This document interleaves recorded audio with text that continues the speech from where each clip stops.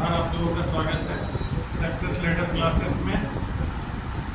हम लोग जो झारखंड कक्षपाल को लेके हमारा जो क्लास चल रहा है MCQ का, उसको आगे बढ़ाते हुए हम लोग आज का फिर क्लास देखते हैं।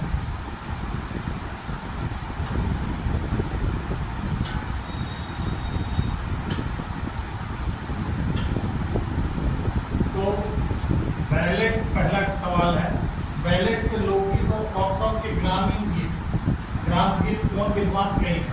मतलब किस विद्वान ने लोकगीत और बैलेट को लोकगीत और फोक सॉन्ग को ग्राम गीत मतलब कहा है किस विद्वान ने? तो सवाल क्या है कि किस विद्वान ने कहा है ग्राम गीत और फोक सॉन्ग में फोक सॉन्ग किसने कहा है? तो यहाँ ऑप्शन है डॉक्टर कुंदन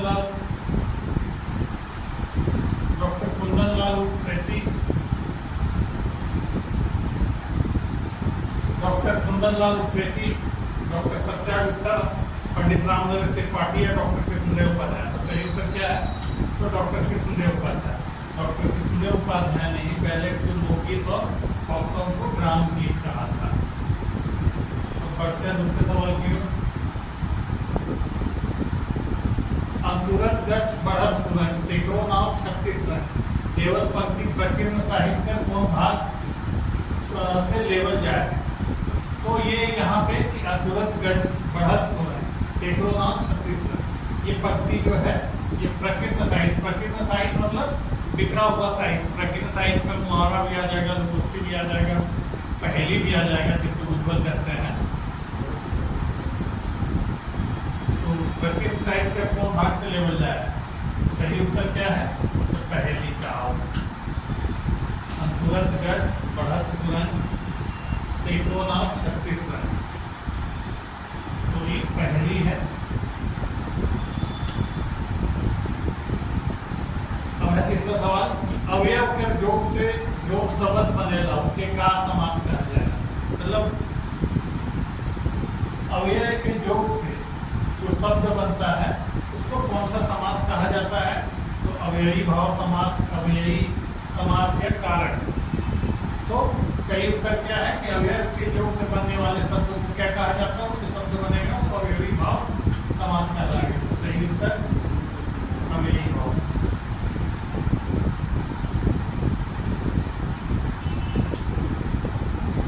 अब है कि दुई या दुई से बेसी शब्द मनक सार्थक समूह जेकर अर्थ भाव साकार रूप से प्रकट हो जाए उसे कहल जाए। मतलब दो या दो से ज्यादा शब्द का जो सार्थक समूह है, दो या दो से ज्यादा शब्दों का जो सार्थक समूह है जिसका अर्थ या भाव जो है वो स्पष्ट रूप से प्रकट होता है, उसको क्या कहा जाता है? सवाल हमारा यही है। तो दो या दो से बेसी शब्द है सार्थक समूह जेकर अर्थ भाव साकार रूप से प्रकट हो जाए उसे कहा जाएगा वाक्य, मतलब वाक्य।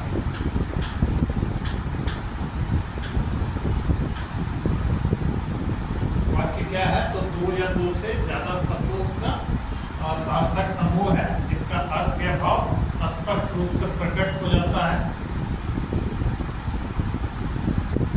अब आते हैं हम लोग अपने पांचवें सवाल की ओर। छवारी जाति का कतई जोर है प्रस्तुत वाक्य में कौन प्रत्यय का प्रयोग है? यहाँ पे ये छवारी जाति का कितना जोर है? मतलब छवारी जानी जो बाल बच्चेदार जो महिला होती है, तो छवारी यानी का कतई जोड़ है, मतलब इसका बच्चा बालक होता है। तो छवारी यानी का तो इसका प्रत्यय पूछा है कि छवारी में कौन सा प्रत्यय है? छौआरी, बुढ़ारी, तो छौआरी, छौआरी में प्रत्यय कौन सा है? तो आरी। तो सही उत्तर है कि छौआरी में आरी प्रत्यय है। फिर है छठा सवाल, चिकन मोही में चिकन का है के? चिकन मोही में चिकन क्या है पूछा जा रहा है। चिकन मोही जो है वर्ड, इसमें चिकन जो है, चिकन जो मोही, तो इसमें जो चिकन वर्ड है ये क्या है? संज्ञा है, सर्वनाम है, विशेषण है या क्रिया विशेषण क्या है? तो सही उत्तर होगा चिकन मूवी में चिकन जो है विशेषण का उदाहरण है, विशेषण का उदाहरण है। तो सही उत्तर हो गया विशेषण।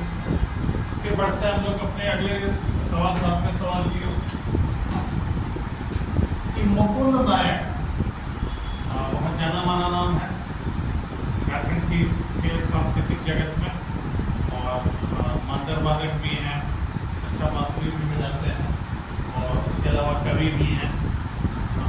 मतलब अनेकों अंतर्राष्ट्रीय पुरस्कार इनको मिल चुका है, पद्मश्री का सम्मान इनको मिल चुका है।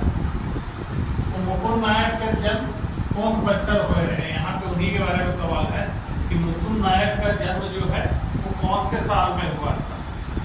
तो सवाल ये पूछा है, सही उत्तर क्या होगा, इनका जो जन्म है वो 15 अक्टूबर 1949 को हुआ था। कहाँ हुआ था, तो सिमडेगा जिला में। तब का तत्कालीन रांची जिला हुआ करता था, लेकिन अब ये इनका जन्म स्थान जो है वो सिमडेगा जिला में है। क्योंकि हम लोगों को मालूम है कि रांची से 1983 में 1982-83 ईस्वी में गुमला और लोहरदगा नाम के दो अलग जिले बने थे, और उसमें अनुमंडल बना था, बाद में भी जिला बन गया रांची जिले से अलग हो गए। तो बढ़ते हैं हम लोग अगले सवाल की ओर। के घर अलग मतलब कौन घर आया, के घर अलग मतलब कौन घर आया में के जो है ये किस प्रकार का सर्वनाम है, के जो है ये किस प्रकार का सर्वनाम है। तो संबोधनवाचक, व्यक्तिवाचक, व्यक्तिवाचक या सवालवाचक। तो सही उत्तर क्या है कि के जो है व्यक्तिवाचक सर्वनाम का उदाहरण देखें, के आलय, मतलब किसी व्यक्ति विशेष के बारे में के आलय, तो ये व्यक्तिवाचक सर्वनाम का उदाहरण है। अब बढ़ते हैं हम लोग अगले सवाल की ओर। गुलर या डुमर, इसको गुलर भी कहते हैं हिंदी में।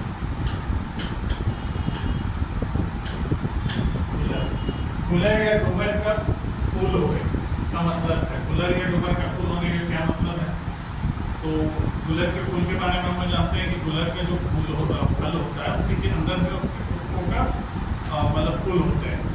और इसको लेके अनेक मतलब कहानियाँ भी मतलब प्रचलित है समाज में कि गुलर का फूल होना, गुलर का फूल देख लेगा तो राजा हो जाएगा टाइप की चीज़ें जो है वो प्रचलित है। तो ये गुलर का फूल, डुमर का फूल के बारे में पूछा जा रहा है कि इसका मतलब क्या है। तो दर्शन कर दुर्लभ हो जाएगा, मतलब दर्शन कर दुर्लभ हो जाएगा, तो बहुत ही जिसको देखना मुश्किल हो जाए तो कहते हैं गुलर का फूल या डुमर का फूल।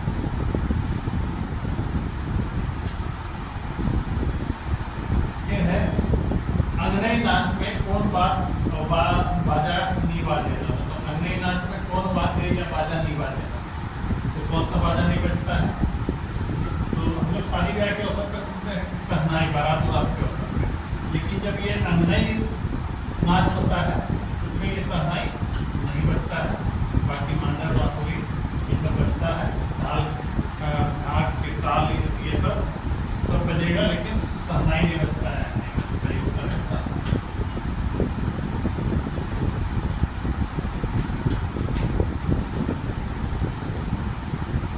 फिर है अगला सवाल, 11वां सवाल, बदरी मतलब बादल। बादल का गर्जन, ठनका, गड़गड़ाहट, काहे, ये सब क्या है, प्राकृतिक वाद्य है, कृत्रिम वाद्य है, एकल वाद्य है या मन में कोई नहीं। तो बदरी का गर्जन और ठनका, गड़गड़ाहट ये सब पावस राग के जो गवैया हैं उनके लिए या जो कवि वगैरह हैं उनके लिए जो चीज़ों को महसूस करते हैं उनके लिए वो प्राकृतिक वाद्य का काम करता है, प्राकृतिक वाद्य का काम करता है। तो ये सब प्राकृतिक वाद्य। फिर अगला सवाल कि जन्म ठाव का सुपट मुहावरा, जन्म स्थान का सुपट मतलब सटीक मुहावरा क्या होगा। आपा गड़ाए नाती गड़ाए, बाबा का घर या नानी का घर। तो जन्म ठाव का सुपट मुहावरा हुई नाभी गड़ा, कर्म नाभी गड़ा।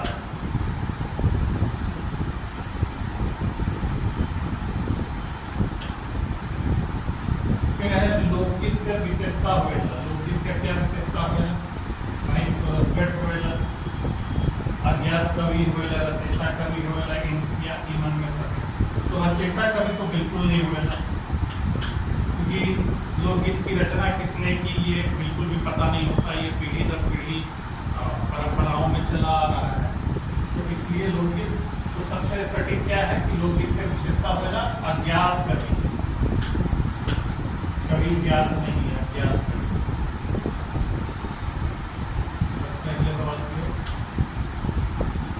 उदासी पावस का जो गीत गावल जाएगा सावन भादो के महीना में पहले, और मतलब जेठ बैसाख में गावल जाएगा उदासी गीत गावल जाएगा केकर द्वारा, तो मर्दाना मन द्वारा कि जनाना मन द्वारा कि नकली मन द्वारा या ईमन से कोई। तो सही उत्तर क्या है?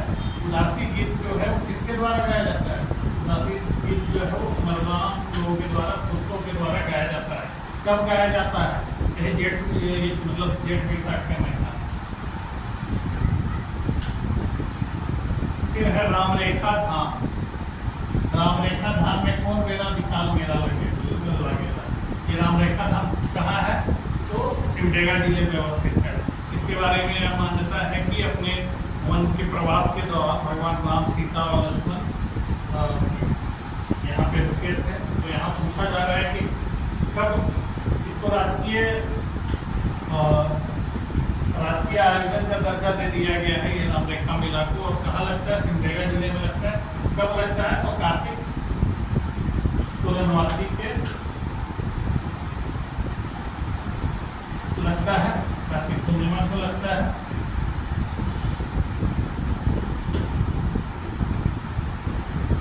अगला सवाल कि कौन सा भैंस या दूसरे जो जानवर है उनके खोखले जो सींग होता है, सींग के अंदर का जो मटेरियल है उसको हटा दिया जाता है, उसको खोखला कर दिया जाता है, और कुछ पार्ट को खोखला रहता ही है।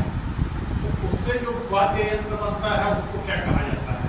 नरसिंगा कहा जाता है, वेद कहा जाता है, या सिंगा संखुआ कहा जाता है, या केंद्रा कहा जाता है। तो भैंस या दूसरे जानवरों के जो खोखले सींग से जो वाद्य यंत्र बनता है उसको कहा जाता है सिंगा संखुआ।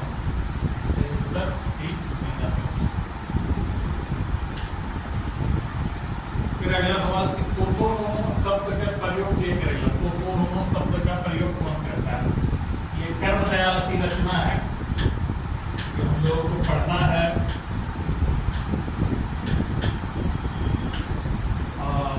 मंजर भागवत किताब में ये जो रचना है कोटोनोनो ये पढ़ना है। यहाँ पूछा जा रहा है कोटोनोनो शब्द का प्रयोग कौन करता है? तो सही उत्तर क्या होगा कि हल जोतने वाला जो है ये कोटोनोनो का प्रयोग करता है, हरवाहा।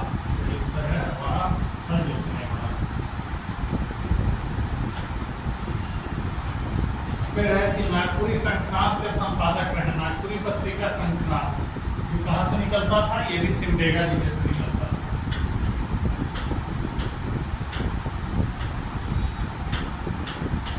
सिमडेगा जिले से निकलता था। और इसके संपादक कौन थे? तो इसके संपादक रामजीत सेनापति थे, जोए पहान थे, इंद्रजीत सेनापति थे, सादा प्रसाद शर्मा थे। तो रामजीत सेनापति सही उत्तर क्या है? रामजीत सेनापति संक्रांत पत्रिका जो सिमडेगा से निकलती थी उसके संपादक थे रामजीत सेनापति। फिर नागपुरी भाषा के जानकार असुर जनजाति कौन क्षेत्र में रहना? नागपुरी भाषा की जो जानने वाले असुर जनजाति के लोग हैं तो झारखंड के किस क्षेत्र में रहते हैं? और असुर जनजाति झारखंड की सबसे प्राचीन जनजाति है और ये विलुप्तप्राय जनजाति में भी शामिल है। तो ये किस क्षेत्र में रहती है? तो नेत्रहाट का जो क्षेत्र है, किशनपुर का जो एरिया है नेत्रहाट, उस क्षेत्र में ये असुर जनजाति के लोगों का संकेंद्रण पाया जाता है, वहाँ ये पाया जाता है। अब देखते हैं हम लोग आखिरी सवाल कि मांडव का तान कौन कवि का रचना है? कि मांडव का तान जो कविता पढ़ना है हम लोगों को, ये किस कवि की रचना है? ये डॉक्टर बीटी किस्सी की है, डॉक्टर रामनारायण मुंडा की है, डॉक्टर कुमारी बसंती की है, या डॉक्टर गिरधारी